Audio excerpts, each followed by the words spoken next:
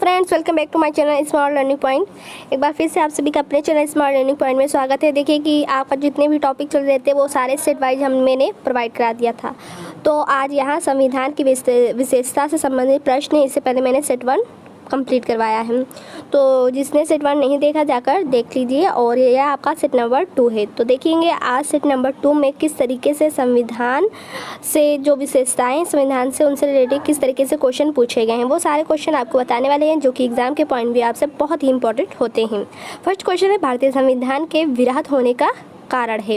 ठीक है, option A है, इसमें अनेक संविधानों के अनुभव समाविष्ट है। इसमें विस्तृत प्रशासकीय प्रावधान है। यह एक बड़े देश के शासन से संबंधित है।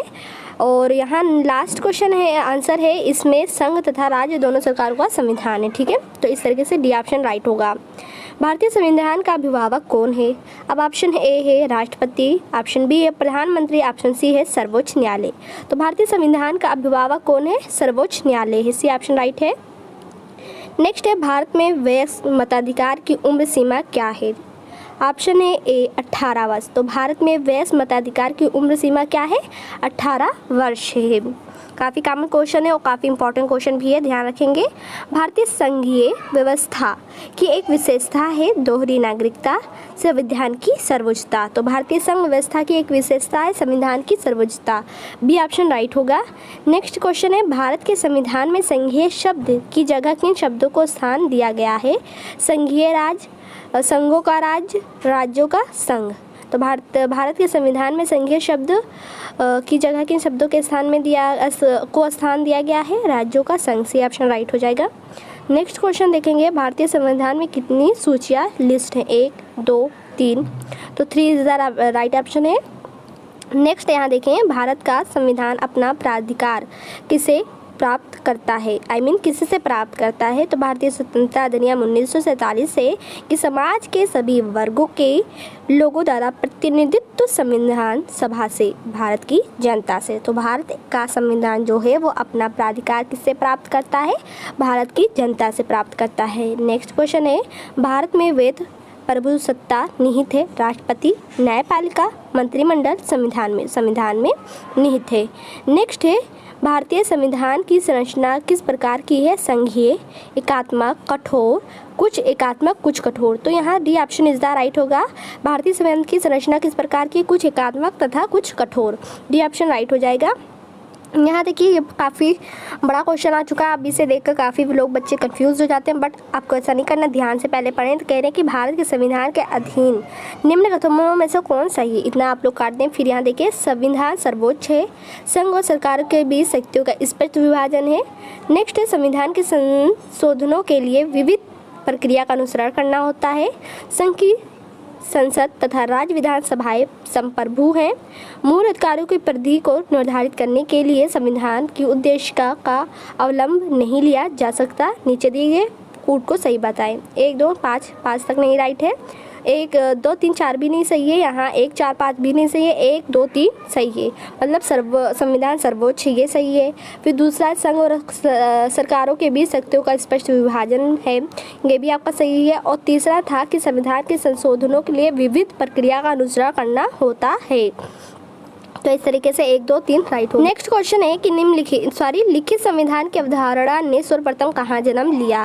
फ्रांस में। ठीक है, लिखित संविधान की अवधारणा ने सर्वप्रथम कहाँ जन्म लिया? फ्रांस में लिया है।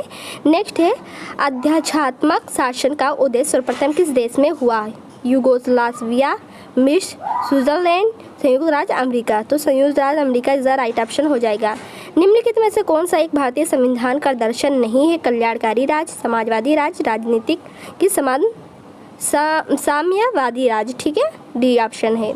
यहाँ देखिए, कथन ए, यहाँ जो है भारतीय संविधान अर्ध संज्ञात्मक है। ऑप्शन आर देखिए, आर जो है भारतीय संविधान न तो संघात्मक है और न ही एकात्मक। अब यहाँ देखिए, कह रहा है कि ए और आर दोनों सही है तथा आर एक की सही व्याख्या है। ठीक है, ये ऑप्शन सही है। ए सही है और आर भी दोनों सही हैं, बट फिर कह रहे हैं आर जो है भारतीय संविधान न तो संघात्मक है और न ही एकात्मक है। ये वाला वर्ड आपका एक की सही व्याख्या है। नेक्स्ट है, इनमें से कौन सा भारतीय संघीय व्यवस्था में एकात्मक तत्व है? शक्तियों का विकेंद्रीकरण, राज्यपालों की नियुक्ति, राज्यसभा में असमान प्रतिनिधित्व, न्यायिक पुनर्विलोकन, अखिल भारतीय सेवा, और यहाँ लास्ट है द्विसदनात्मक व्यवस्थापिका। ठीक है, द्विसदनात्मक व्यवस्थापिका 1, 3, 6, 2, 3, 5। ठीक है, शक्तियों का विकेंद्रीकरण सही है।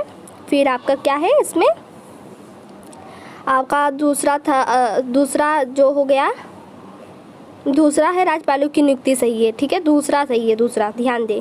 राज्यसभा में असमान प्रतिनिधित्व और पांचवा क्या था, अखिल भारतीय सेवाएं। तो 2, 3, 5 सही है। नेक्स्ट क्वेश्चन है, भारत में राजनीतिक व्यवस्था के मूलभूत लक्षण है। यह एक लोकतांत्रिक गणतंत्र है। इसमें संसदात्मक रूप से सरकार है। सर्वोच्च सत्ता भारत की जनता में निहित है। चौथा है, यह एक एकीकृत शक्ति का प्रावधान करती है। नीचे दी कूट को सही उत्तर का चयन करें। 1, 2 सही है, नहीं, 1, 2, 3 सही है। यह एक लोकतांत्रिक गणतंत्र है। दूसरा है, इसमें संसदात्मक रूप की सरकार है। और तीसरा है, सर्वोच्च सत्ता भारत की जनता में निहित है। इस तरीके से 1, 2, 3 सही है। नेक्स्ट है, निम्नलिखित में से कौन सी विशेषता भारतीय संघ और अमेरिका संघ दोनों में साझी हैं? एकल नागरिकता, दोहरी नागरिकता की संविधान में 3 सूचियां, संविधान की व्याख्या के लिए संघीय उच्चतम न्यायालय। तो डी ऑप्शन राइट होगा। ये सब ऐसे क्वेश्चन है जो कि काफ़ी बार एग्जाम में रिपीटेड एंड देखने को मिले हैं। तो हर टॉपिक से रिलेटेड क्वेश्चन आपको बताते रहते हैं। इससे पहले मैंने संविधान सभा से रिलेटेड क्वेश्चन बताए थे सेट वाइज। फिर उसके बाद में दूसरा टॉपिक मेरा चालू हुआ था संविधान की प्रस्तावना से रिलेटेड क्वेश्चन, और आज तीसरा टॉपिक था आपका, और तीसरा टॉपिक का सेट नंबर 2। नेक्स्ट है, निम्नलिखित में से कौन भारतीय राज्य व्यवस्था में सर्वोच्च है? संसद, धर्म, संविधान। तो भारतीय राज्य व्यवस्था में सर्वोच्च है तो संविधान सर्वोच्च है। भारतीय संविधान का आप किस प्रकार वर्णन करेंगे? आकार में बहुत छोटा व सुसंहत, विश्व के सबसे विस्तृत संविधानों में से एक है। सही बात है, भारत का जो संविधान है वो विश्व के सबसे विस्तृत संविधानों में से एक है। तो सी इज द राइट ऑप्शन हो जाएगा। नेक्स्ट क्वेश्चन देखें, भारत का संविधान मान्यता प्रदान करता है केवल धार्मिक अल्पसंख्यकों को, केवल भाषाई अल्पसंख्यकों, धार्मिक एवं भाषाई अल्पसंख्यकों को। D C option is the right option हो जाएगा। तो भारत का संविधान मान्यता प्रदान करता है, सी इज द राइट ऑप्शन हो जाएगा, धार्मिक एवं भाषाई अल्पसंख्यकों को। तो इस तरीके से ये आपका आज जो मैं बता रहे थे कि भारतीय संविधान की विशेषताओं से संबंधित क्वेश्चन सेट नंबर 2, और आज सेट नंबर 2 आपका यहाँ समाप्त हो रहा है और ये टॉपिक भी समाप्त हो रहा है। हम नेक्स्ट वीडियो में नेक्स्ट टॉपिक लेकर आएंगे। इस टॉपिक से बस इतने ही क्वेश्चन एग्जाम में देखने को मिले हैं। तो next topic and first set देखने के लिए चैनल को सब्सक्राइब करें, बेल आइकन को प्रेस करें और इस वीडियो को लाइक करना एंड शेयर करना ना भूलें।